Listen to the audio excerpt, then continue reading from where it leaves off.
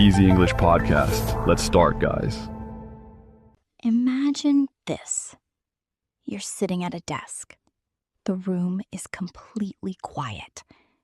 Around you, maybe 30 other people are sitting too. All of you holding pencils. All of you with the same tight feeling in your chest. Then, the audio starts. A voice begins speaking. And at first, you hear it. You understand. You feel okay. But then the voice keeps going and going. And somewhere around question 7, you miss one answer. And that's when it happens. Your mind starts to panic. Your thoughts start to spiral, like falling down a long, dark tunnel. You're trying to catch up, but the recording doesn't wait for you. It never waits.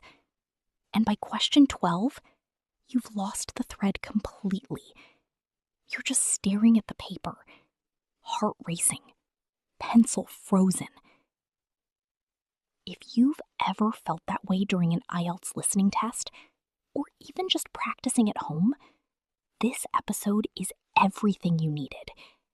We're going to talk about what actually happens in your brain during that test. And then we're going to fix it together, slowly, today. Hello and welcome back to Practice Easy English. I'm Leo. And I'm Sarah. And today's episode, I am so excited about this one because I have been waiting to talk about IELTS listening for a long time. You have. You keep bringing it up. Because I have feelings about it, Sarah. Strong feelings. As do many of our listeners, I think. Many, many listeners. And if you're new here, welcome. Pull up a chair. We're very happy you found us. This podcast is like a warm kitchen in winter. You just come in, sit down, and we talk. No pressure, no tests, just conversation. And hopefully some real help. Exactly. And today, the help is very real. Because IELTS listening is one of those things that people struggle with, not because their English is bad. But because nobody ever told them how to actually listen. Yes, there's a difference between understanding English and being ready for an IELTS listening section. A big difference. Huge. So that's what we're here for today. So here's what we're going to cover today. First, we're going to talk about the format. What actually happens in IELTS listening? Because if you know the shape of something, it becomes less scary. Like, if you know a road is bumpy ahead, you hold on tighter. You're not surprised by the bumps. Exactly. Then we're going to talk about the real strategies, the ones that actually work, not just listen carefully, because everyone knows that, and it doesn't help. Listen carefully. Oh, wow, thank you. Problem solved. And then we'll talk about what to do when you panic, because panicking is real, and it happens to almost everyone. And at the end, our word tour, where we look at key words and phrases from today's episode. Okay, let's start.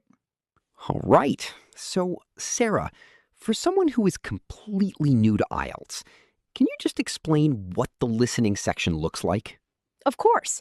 So IELTS listening is about 30 minutes long, plus 10 minutes at the end to transfer your answers. 10 extra minutes. That's important. We'll come back to that.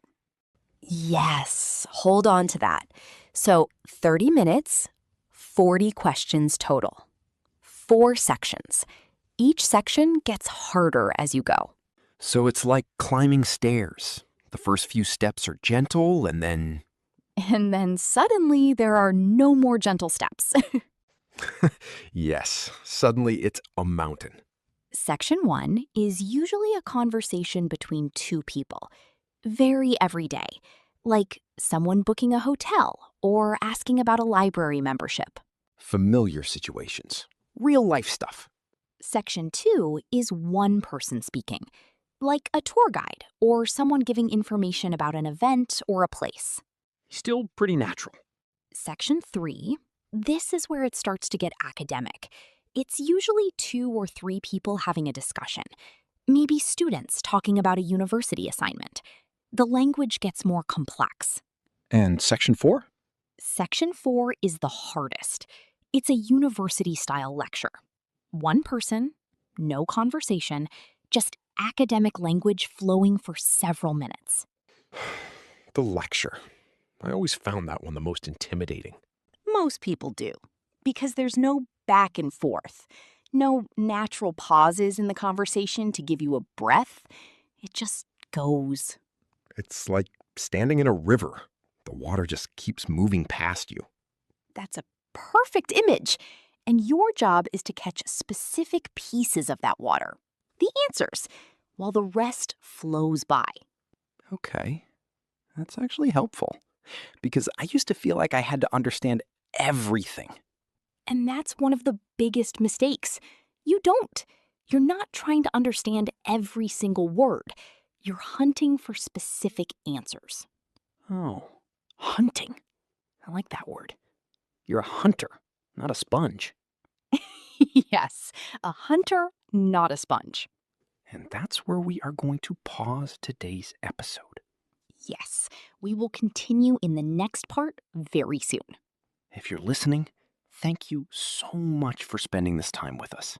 Seriously, thank you guys. Keep practicing. Keep listening. You're improving more than you think. And we'll see you in the next episode. Take care, everyone. Bye for now. Bye, guys.